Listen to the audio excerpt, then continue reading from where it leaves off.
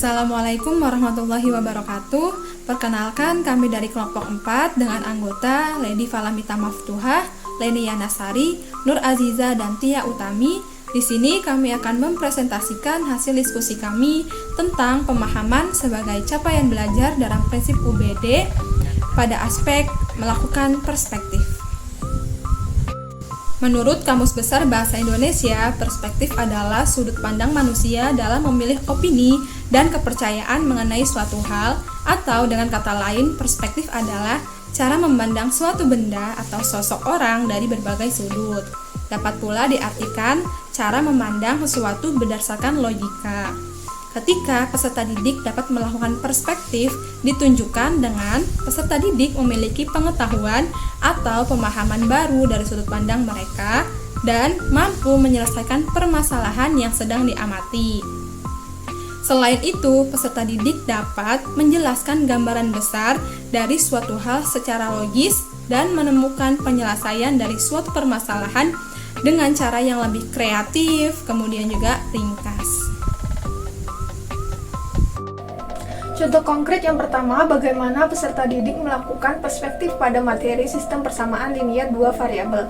Mereka, peserta didik dapat mengembangkan perspektif yang kaya dalam memahami sistem persamaan linier dua variabel dengan melibatkan diri dalam proyek penelitian sosial. Mereka dapat memilih topik yang relevan, seperti ketidaksetaraan ekonomi di suatu daerah. Melalui pemahaman konsep sistem persamaan linier ini, siswa dapat mengumpulkan data tentang pendapatan rata-rata suatu daerah dan tingkat pendidikan penduduk setempat. Dengan menggunakan metode ini, mereka mampu menganalisis hubungan antara pendapatan dan tingkat pendidikan, menyusun sistem persamaan linier yang mempresentasikan dinamika kompleks ini. Dalam proses ini, peserta didik tidak hanya mengasah keterampilan matematika, mereka juga mengembangkan pemahaman yang lebih dalam tentang aspek sosial dan ekonomi yang mempengaruhi masyarakat. Dengan demikian, pendekatan ini memungkinkan siswa untuk melihat matematika sebagai alat yang bermanfaat dan relevan dalam memahami serta memecahkan masalah dalam dunia nyata. Selanjutnya contoh konkret 2, yaitu bagaimana peserta didik melakukan perspektif pada materi statistika. Dalam pembelajaran statistika, peserta didik dapat menunjukkan kemampuan perspektif dengan memahami dan menerapkan konsep statistika dalam situasi dunia nyata. Misalnya, mereka dapat mengumpulkan data mengenai kebiasaan membaca di sekolah mereka, menganalisis pola bacaan berdasarkan kelas atau usia, dan menyajikan temuan mereka dalam bentuk grafik atau tabel.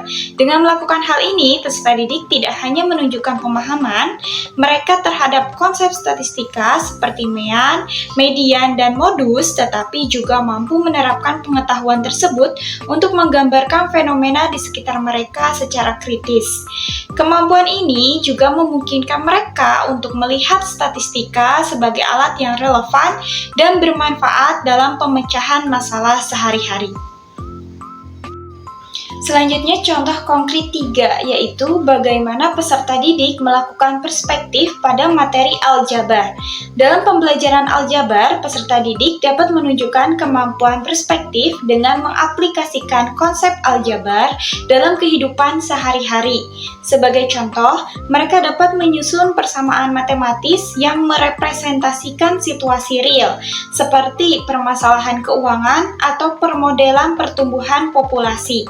Dengan memahami bahwa variabel dalam persamaan tersebut dapat mewakili jumlah uang, waktu, atau entitas lainnya, peserta didik dapat mengapresiasi kekuatan aljabar sebagai alat untuk memecahkan masalah kompleks.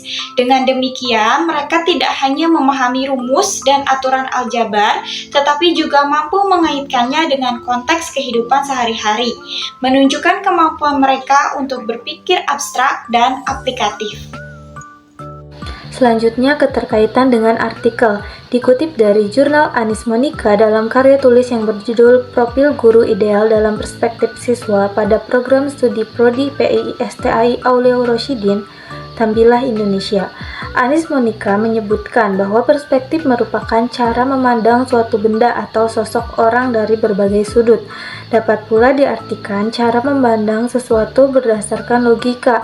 Hal tersebut sejalan dengan pemahaman kelompok kami bahwa kemampuan perspektif merupakan kemampuan untuk mengembangkan sudut pandang secara kritis dan mampu membangun gambaran atau pandangan secara mandiri mengenai materi atau teori ataupun prosedur belajar. Dan yang terakhir ada daftar pustaka yang diambil dari penulisnya Anis Monika tahun 2020 dengan judul Profil Guru Ideal dalam Perspektif Siswa, dan nama jurnalnya Asatidja Jurnal Pendidikan dengan volume 1 nomor 3. Dan ada pun link yang dapat diakses yang sudah tertera dalam PPT.